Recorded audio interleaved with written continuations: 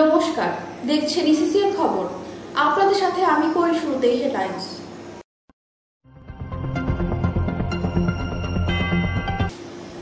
তৃতীয় রাউন্ড শেষে পিছিয়ে কোচবিহার কেন্দ্রের বিজেপি প্রার্থী তথা কেন্দ্রীয় স্বরাষ্ট্র প্রতিমন্ত্রী নিশীথ প্রামাণিক।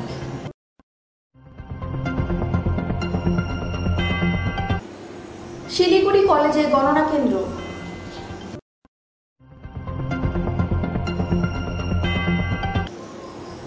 উত্তরের অন্যান্য জায়গার পাশাপাশি গেরুয়া রঙেই ভরসা রাখল তিস্তা পাড়ের আমজনতা। আসছি বিস্তারিত খবরে। তৃতীয় রাউন্ড শেষে পিছিয়ে কোচবিহার কেন্দ্রের বিজেপি প্রার্থী তথা কেন্দ্রের স্বরাষ্ট্র প্রতিমন্ত্রী নিশীথ প্রামাণিক। কোচবিহার কেন্দ্রে ফাইট ব্যাক নিশীথের। তৃণমূলের প্রার্থী থেকে মাত্র 771 ভোটে পিছিয়ে বিজেপি প্রার্থী নিশীথ প্রামাণিক। কোচবিহার কেন্দ্রে ড্যামেজ কন্ট্রোল নিশীথের। তৃণমূলের প্রার্থী থেকে 1488 ভোটে এগিয়ে বিজেপি প্রার্থী নিশীথ প্রামাণিক। কোচবিহারে পিছিয়ে পড়লেন নিশীথ প্রামাণিক। এগিয়ে 5673 ভোটে এগিয়ে তৃণমূল প্রার্থী জগদীশ চন্দ্র বর্মা বসুনিয়া। কোচবিহারে কেন্দ্রে প্রায় পরাজিত নিশীথ প্রামাণিক। 20,561 ভোটে এগিয়ে তৃণমূল প্রার্থী জগদীশ চন্দ্র বর্মা বসুনিয়া। কোচবিহারে কেন্দ্রে প্রায় পরাজিত নিশীথ প্রামাণিক। 22,701 ভোটে এগিয়ে তৃণমূল প্রার্থী জগদীশ চন্দ্র বর্মা বসুনিয়া। কোচবিহারে কেন্দ্রে প্রায় পরাজিত নিশীথ প্রামাণিক। 27,466 ভোটে এগিয়ে তৃণমূল প্রার্থী জগদীশ চন্দ্র বর্মা বসুনিয়া। কোচবিহারে কেন্দ্রে প্রায় পরাজিত নিশীথ প্রামাণিক। 32,494 ভোটে এগিয়ে তৃণমূল প্রার্থী জগদীশ চন্দ্র বর্মা বসুনিয়া। কোচবিহারে তৃণমূলের সেলিব্রেশন। এই জয়ের সাফল্য কি বলবেন? প্রথমে এই জয়ের সাফল্য কুচবিহারবাসীর জয়। কুচবিহারবাসী এবার গুন্ডারাজ খতম করতে চেয়েছিলেন, এই কুচবিহারবাসীর জয়। এবং সাথে সাথে অভিষেক ব্যানার্জি এবং আমাদের নেত্রী মমতা ব্যানার্জির জয়। ইসিসিএন খবর, দিনহাটা। শিলিগুড়ি কলেজে গণনা কেন্দ্র। গণনার প্রাক মুহূর্তে শিলিগুড়ির মেয়র গৌতম দেবের বক্তব্য। শিলিগুড়ি কলেজে শুরু ভোট গণনা। কিন্তু কেন জিতবে না? পুর নিগম তো কোনোদিন জেতেনি। 37টা সিট কোনোবার পায়ওনি কোনো দল, আমরা পেলাম তো এবার। সুতরাং পলিটিক্সে অসম্ভব কিছু না। দার্জিলিং পাহাড়ে খুব ভালো ভোট হয়েছে, আর কার্শিয়াং কালিম্পংয়ে খুব ভালো হবে, দার্জিলিংয়ে একটু ক্লোজ হবে আমার কাছে যা খবর। এখানে আমাদের চোপড়া ল্যান্ডস্লাইড ভিক্টরি হবে। ফাঁসি দেওয়া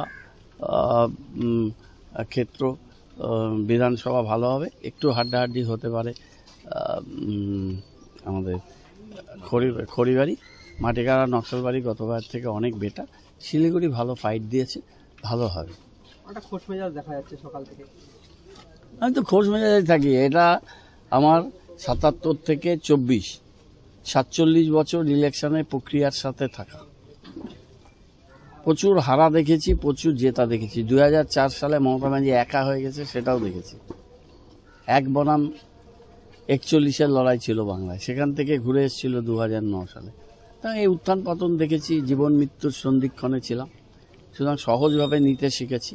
আর এখন তো 11 সালের পরে একটা অ্যাডমিনিস্ট্রেশন আছে, সরকার আছে, সরকারের বিভিন্ন উইং আছে, আমাদের লোকাল বডিজগুলো আছে, সব মিলে একটা হ্যাপি সিচুয়েশান আছে।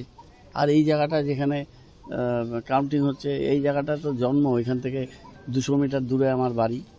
আর এই কলেজের মাঠের আমার দাদার বাড়িটা যেখানে আমি থাকি, ওখান থেকে এরা যতটা শুনতে পারবে আওয়াজ, ওখান থেকে কাউন্টিং আমি বেশি শুনতে পাবো। তা আমার বাড়ির উঠানের মধ্যে কাউন্টিং হয়, অ্যাডভান্টেজ। কোথাও কি মনিটরিং এখান থেকেই হয়? এখান থেকে তো আমি ইভিএম হ্যাক করতে পারবো না, কিন্তু মনিটরিং করবো। কিন্তু বিজেপির পক্ষ থেকে জানানো হচ্ছে যে তারা এবার প্রচুর পরিমাণে পাহাড়ে ভোট পাবে। বিজেপির আশা তো থাকা ভালো। এখনই যদি এত নিরাশা হয়ে যায়, তাহলে তো পোলিং এজেন্টরাই চলে যাবে। এবার পুলওয়ামা নেই, বালাকোটও নেই, এবার ওই মনমোহন সিং সরকারের পরিবর্তনের হাওয়া নেই। এবার একটা নিউট্রাল ফিল্ডে ভোট হচ্ছে। সেখানে নরেন্দ্র মোদীজি, বিজেপি তাদের সমস্ত অনৈতিক মেজার্স তারা করেছে। কোটি কোটি টাকা এই তারা ব্যয় করেছে। তারা ইলেকশন কমিশন, অন্যান্য মেশিনারিজ, প্রেস, মিডিয়া সব রাষ্ট্রশক্তির পক্ষে ছিল, কিন্তু মানুষ আরেক দিকে ছিল। মানুষ আর রাষ্ট্রশক্তির এই যে লড়াই, তাতে সংবিধান, গণতন্ত্র, ভারতবর্ষের যে যুক্তরাষ্ট্রীয় কাঠামো এবং রুটি কাপড়া মকান কর্মসংস্থান, এই ইস্যুতে ভোট হচ্ছে। এখানে পরমাত্মার সন্তান উনি কি আদর্শের তিনি করবেন, 2047 পর্যন্ত উনি রোডম্যাপ দিচ্ছেন। 10 বছরের রোডম্যাপ তো নেগেটিভ, সুতরাং সেই রোডম্যাপের উপর, রিপোর্ট কার্ডের উপরে ভোট হবে। গণনা কেন্দ্রে যাওয়ার আগে দার্জিলিং মহাকাল মন্দিরে পুজো দিলেন দার্জিলিং লোকসভা কেন্দ্রের বিজেপি প্রার্থী राजू बिस्ता। बड़ा निर्णायक दिन आज का ये दिन है और इस शुभ अवसर पर मैं महाकाल बाबा के दर्शन कर लौट रहा हूँ और मेरी महाकाल बाबा से, समस्त देवी देवताओं से यही प्रार्थना है कि दार्जिलिंग की जीत हो, यहाँ की जनता की जीत हो, अन्याय के ऊपर न्याय की जीत हो और मोदी जी के नेतृत्व में पुनः एक बार राष्ट्र और तेजी के साथ आगे बढ़े और विकसित भारत का मार्ग प्रशस्त हो। और मुझे ये पूरी उम्मीद और भरोसा और विश्वास है कि इस बार भारतीय जनता पार्टी को 400 या उसके अधिक एनडीए मिलाकर के सीटें मिलेंगी और मोदी जी के नेतृत्व में देश और अधिक गति के साथ आगे बढ़ेगा।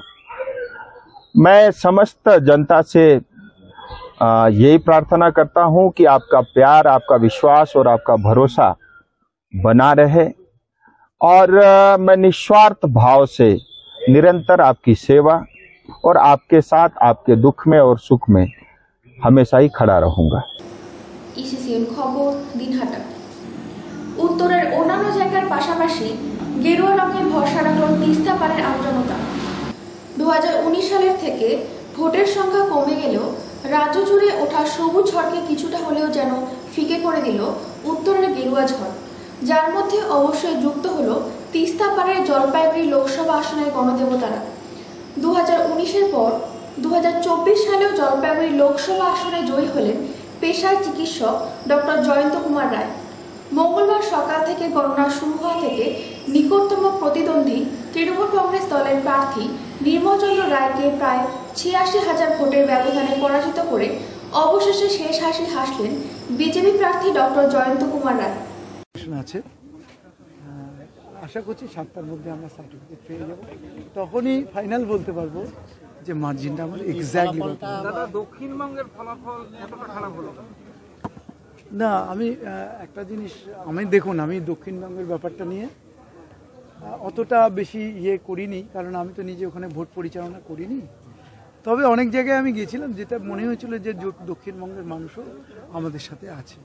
জানি না তারা ভোট দিতে যেতে পারেনি নাকি, বা তারা ভোট দেয়নি, এরকমও কিছু হতে পারে।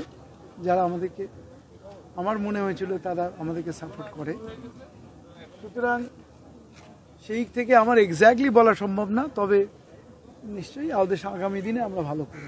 দাদা, 100 দিনের টাকাটা কি ফ্যাক্টর কোনো মনে হলো? নো, 100 দিনের কাজের টাকা যদি হতো তাহলে আপনি দেখুন, জলপাইগুড়ি, দার্জিলিং, আলিপুরদুয়ার, কে বলে রায়গঞ্জ, দক্ষিণ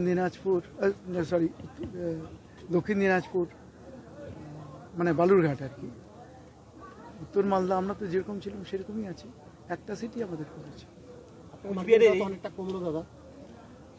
মার্জিনটা দেখুন, মার্জিনটা কমলো। এক নম্বর হচ্ছে, দেখুন, আমার সময়টা, আমি প্রচারের সময়টা আমি নিজেও কনফিউজ ছিলাম, আমাদের পার্টির ওয়ার্কাররা তারাও কনফিউজ ছিল যে ওয়েদার আমি টিকিটটা পাবো কি পাবো না। এটা সবাই একটু মনমরা হয়ে গেছে। আর টাইমটা যখন আমার ডিক্লেয়ার করা হলো, সেটাও আমার অনেকটা দেরি করে হয়েছে। এইটা হওয়াতে আমাদের সবাই যে এরকমভাবে ঝাঁপিয়ে পড়ার যে সময়টা, এই সময়টা আমরা কম পেয়েছি। যদি আরেকটু প্রচার করতাম, মনে হয় আমাদের মার্জিনটা। ভোট প্রচার করতে গিয়ে বিভিন্ন জায়গায় বাধা পেয়েছিলেন, সেগুলো তৃণমূল দেখছিল। দেখুন, ভোট প্রচারের ক্ষেত্রে টিএমসি তো স্ট্র্যাটেজি হচ্ছে তারা আমাদেরকে হেনস্থা করবে। তারা তো জনসাধারণের যে ভোট, যেখানে যারা ভয় পায়, ভয় না পেলে তাদের আমাদের আটকিয়ে তাদের কি লাভ? আর আপনারা এতদিন ধরে ভোটের সময় আপনারা তাদের আটকাচ্ছেন, এতদিন ধরে এত 4 বছর 5 বছর যাদের হয়ে গেছে, 5 বছর হয়ে গেল, তখন আপনারা তো করতে পারেননি, এখন কেন এই ভোটের সময় আপনারা আটকাচ্ছেন? ওরা স্ট্র্যাটেজিক্যালি এটা করেছে আমাদেরকে মেলাইন করার জন্য। এতদিন পরে তারা আমাদের কাজগুলোকে তারা মানে মানুষের কাছে অন্য ভাবমূর্তি দেওয়া করার জন্য, ভাবনা দেওয়ার জন্য যে আমরা কাজ করিনি, আমাদের প্রতি অসন্তুষ্ট, এটা বোঝানোর জন্য। ইসিসিএন খবর, Dinhata. North made diagnostic centre নিয়ে এসেছে দিনহাটাতে আপনাদের জন্য উন্নত মানের আলট্রাসোনোগ্রাফি ও সিটি স্ক্যান। এখানে প্রসূতিবিদ্যায় সুদক্ষ মহিলা রেডিওলজিস্ট উপলব্ধ। অভিজ্ঞ ও মান্যতাপ্রাপ্ত প্রযুক্তিবিদ বেঙ্গালুরুর খ্যাতনামা রেডিওলজিস্ট দ্বারা রিপোর্টিং। 15 মিনিট থেকে 2 ঘন্টার মধ্যে রিপোর্ট দেওয়া হয় ও এমার্জেন্সি স্ক্যানিং ও রিপোর্ট পরিষেবা উপলব্ধ। যোগাযোগ জামতলা কালী মন্দিরের নিকট, মদনমোহন পাড়া, দিনহাটা। ফোন নাম্বার 7001581766 অথবা 03581796218। আপনাদের পরিষেবায় আমরা সর্বদা প্রস্তুত। শিলিগুড়ি ফাঁসিদাও এলাকায় গাছের মগডালে একটি অজানা জন্তুকে ঘিরে তীব্র চাঞ্চল্য ছড়ালো। শিলিগুড়ি মহকুমা পরিষদের অন্তর্গত ফাঁসিদাও এলাকার সিয়াভিটায় গাছের মগডালে একটি অজানা জন্তুকে ঘিরে তীব্র চাঞ্চল্য ছড়ালো এলাকায়। জানা গিয়েছে, সেদিন দুপুরে স্থানীয় এলাকাবাসীরা ওই জন্তুটিকে দেখে চিতাবাঘ বলে আতঙ্ক শুরু হয়ে যায়। ঘটনার খবর পেয়ে ঘটনাস্থলে পৌঁছয় বন দপ্তরের কর্মীরা। পরে এলাকাবাসীদের নিরাপদ দূরত্বে সরিয়ে দেওয়া হয়। বন দপ্তর সূত্রে জানা গেছে, ওই অজানা জন্তুটি বন বিড়াল। তবে এলাকায় চিতাবাঘের আতঙ্ক থাকায় এলাকায় খাঁচা পাতা হচ্ছে বলে জানা গিয়েছে। जंगली बिरल है सर, आपको क्या मतलब क्या इधर नजर आया और क्या कहेंगे सर? नहीं, हम लोग को तो खबर दिया गया था कि चितवा बोल के, तो हम लोग अभी आके देखें कि पेड़ में एक वो था जंगली बिरल था, वाइल्ड कैट।